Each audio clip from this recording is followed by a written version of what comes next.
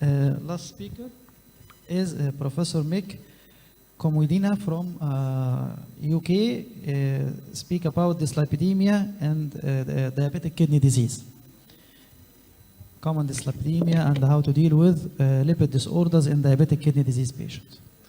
Thank you, Mr. Chairperson, and thank you very much indeed for inviting me to the nephrology section of the Congress. And you kind of feel more relaxed amongst nephrologists. I'm a nephrologist, but I also do a lot of diabetes. I run a diabetic kidney disease clinic, and now it's expanded to a metabolic clinic, so that we are dealing with everything: lipids, hypertension, CKD, diabetes, heart failure. And then we've also got a psychologist working with us, but her interest is cognitive dysfunction in diabetic kidney disease. So a lot of stuff that I'm going to talk about is already been mentioned in previous talks, which were excellent. And then I'll pick out the things that are relevant to dyslipidemia in diabetic kidney disease. And the epidemiology is already been alluded to about diabetes prevalence, complications, and also the importance of diabetic kidney disease in terms of comorbidity and the cost that's been already alluded to in many talks in the past. And I'm delighted that the previous speakers have also mentioned the inflammatory processes at molecular level, what happens as patients are progressing to diabetic kidney disease. So we'll kind of touch on that, but we'll rapidly, because we've got to wrap up in about 13 minutes from now. So the actual epidemiology is well known, but I wanted to make a point with this, with these figures here, and that is, if you have patients develop chronic kidney disease because of diabetes, then the natural process, the natural history is progression from kidney failure to cardiovascular disease. And a lot of the patients, when they live longer, they will have had heart failure, atherosclerosis, cardiovascular disease, and they're dying because of these complications over time. So the key thing is that development of CKD and then a combination of heart failure, cardiovascular disease as well. So pretty much complex type of patient. And this is a study looking at the actual association of kidney disease measures with mortality and end-stage kidney disease, diabetes compared to diabetes without diabetes. And you can see in the red that the patients who had diabetes had a higher risk of mortality from this meta-analysis. This is nearly 1 million people with diabetes that were assessed. So proving the point that's already been made about mortality risk. And this is the schematic, simple influence of dyslipidemia in the kidney. So there's these increases in VLDL, LDL, IDL, and a decrease in HDL. And then if you look at the smaller dense LDL, the OX LDL is again increased, and so is the glycosylated. And then that influences all the cytokine production within the kidney to then lead on to glomerulosclerosis or atherosclerosis as well. And that translates into end-stage kidney disease and cardiovascular events in a lot of these patients. But we'll go into more detail in a few minutes. And here is what is actually happening at glomerular level. So you can see the steroid-regulatory element binding protein 1 or 2, they initiate actually cholesterol synthesis. And then the cholesterol is transported by the SOTA1. But what happens with the diabetic kidney disease? You get overexpression of that synthesis of cholesterol. And then if you add that up together with exogenous cholesterol, then you get the kidney is overwhelmed with cholesterol delivery, and therefore that then causes these expressions of or switching on mechanism to start the inflammatory process within the cells that then produce the cytokine flux that will then produce the inflammatory process that starts damaging the kidney, which we have already heard. And I think so the damage with lipids is happening at podocyte level, tubular level, and within mesangial cells. It starts in the mesangial cells, the LDL being oxidized LDL1 by these combination of processes which are outlined on the right-hand side here. And that causes an imbalance in stress and inflammation and cellular proliferation. So a cascade of pathways that are generated by the mesangial cells, then that then diffuses on to affect the podocytes. And then you get podocyte injury, and then you get glomerular basement membrane inflammation, and then you start losing protein, and then you get fibrosis of the tubular atrophies, and then that causes glomerulosclerosis. But a lot of intracellular processes happening. One have in the podocytes, which uses anaerobic glycosylation, which is actually a very inefficient way of generating energy compared to the tubular cells that use free acid oxidation. So you can see quite a complicated system that is initiated, and it was actually well presented earlier on in a similar slide here, that actually it's a combination of all these things that are switched on within the kidney to activate inflammatory process using the cytokines, as you can see them here. So it's like adding fuel to a fire when there is a combination of high protein intake, obesity, hypertension, and then if there is a genetic predisposition to all this happening. So eventually you get all these processes excited, and they will cause renal damage. And the key thing is that you get hypertension, hyperglycemia, hyperglycemia, and then you get high protein diet that can make the situation worse. So what do we do? It's very easy.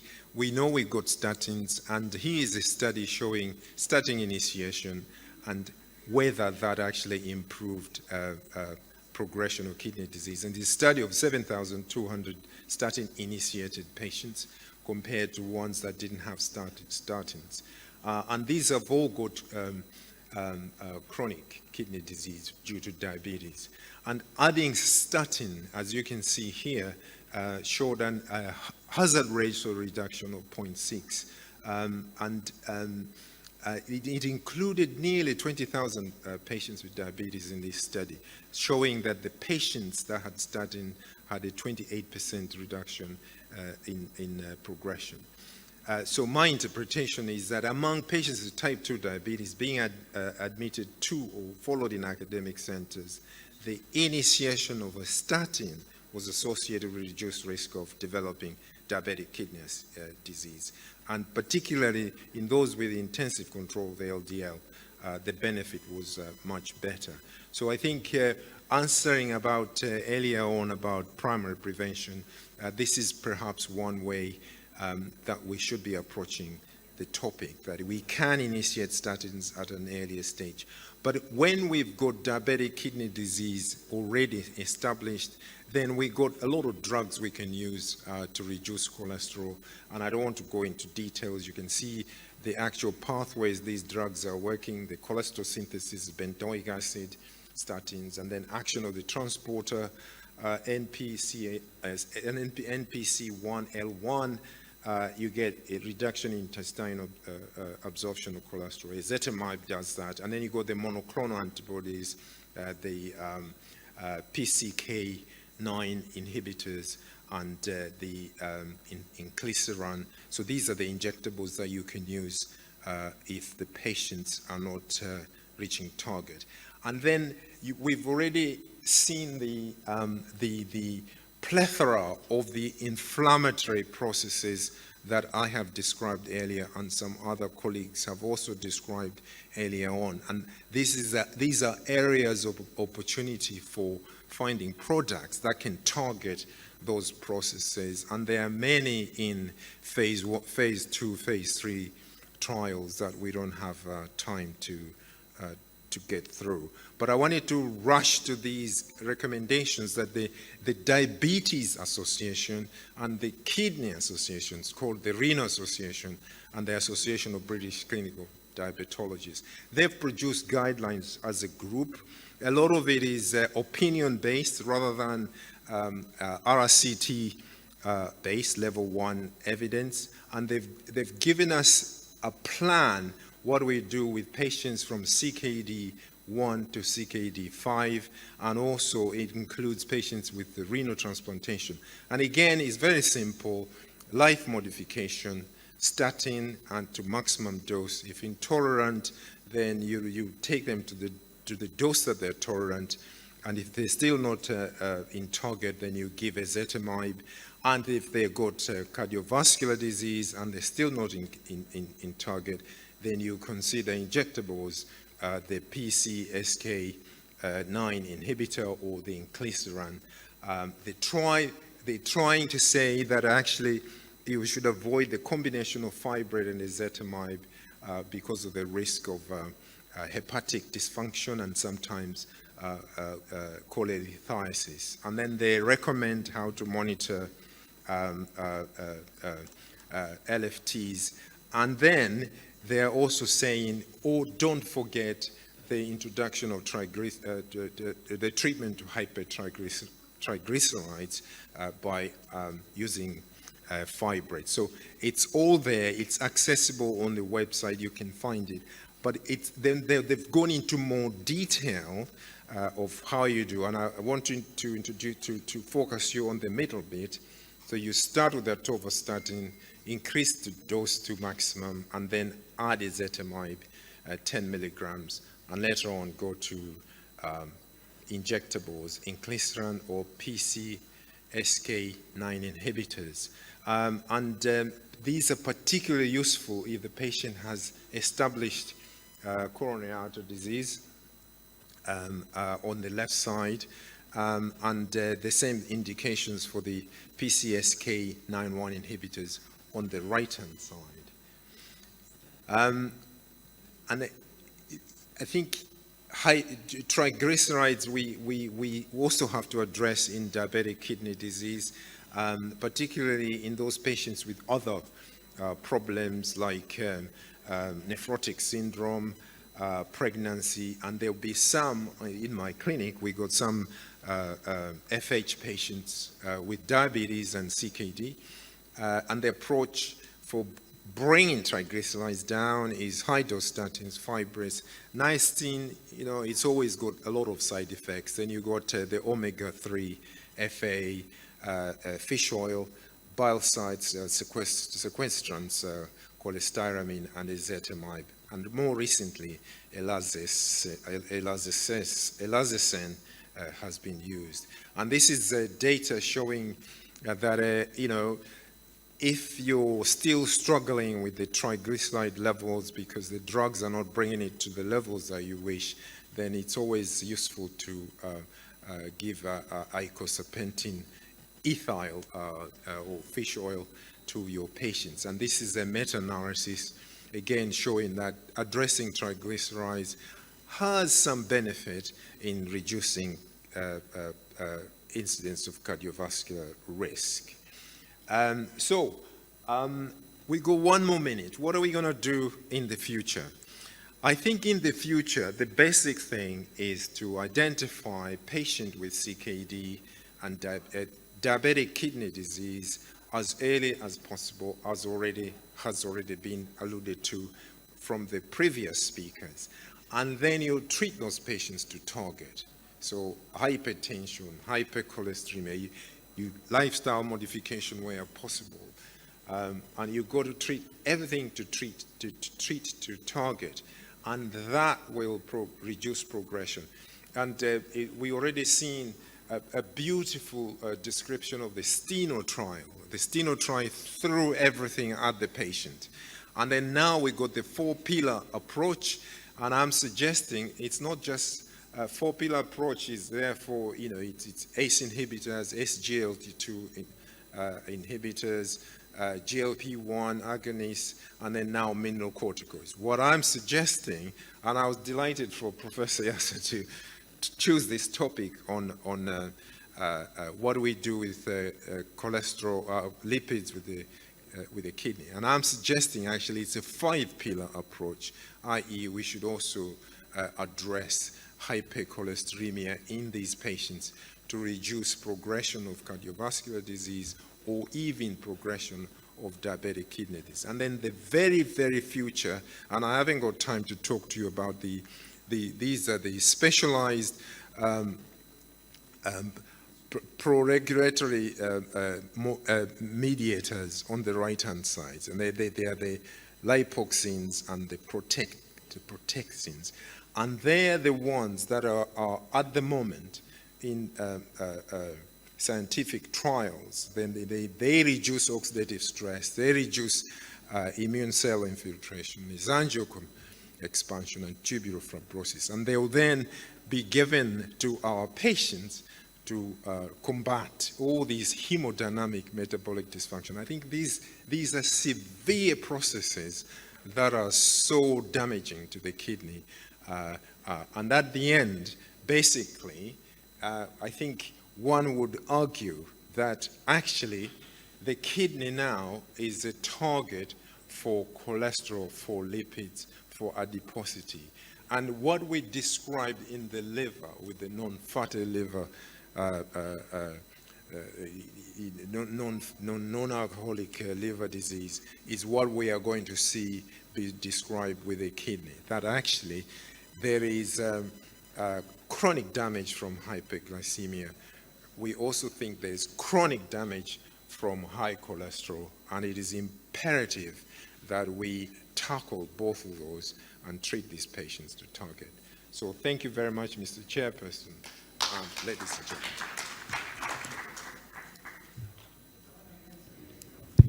Thank you, Professor Mick, for this lecture. Really importance of lipid in progression of diabetic kidney disease. Any question? Let me ask you a question. Do you prefer certain drugs regarding control of lipids than others? For example, atorvastatin, rosuvastatins, do you prefer, or documented preference for use of some member of this group over the others? Especially HMG-CoA reductase inhibitors. Yeah, I think in terms of tolerability or efficacy. And in terms of proteinuria effect, some reports about rosuvastatin in inducing proteinuria? Yes, exactly. So I think in terms of the lipid-lowering drugs, the statins are much more superior in reducing proteinuria and therefore progression of renal disease. So yeah, it's been shown rosuvastatin to be very effective at reducing proteinuria. Rosuvastatin is better than atorva? Rosuvastatin better than simvastatin. And simvastatin. But atorvastatin at higher doses is actually very good. But you may get side effects from atorvastatin at 80 milligrams compared to rosuvastatin at 5 or 10 milligrams. So Thank you. The rosuvastatin is more potent statin compared to the others. And it's been shown to reduce proteinuria quite well. So there's your other target for the primary prevention that you talked about earlier on. Yes. Okay, thank you. Thank you so much. Thank you. Thank you. Coming to the end of this session. نشكر حضراتكم وشكرا جزيلا. شكرا.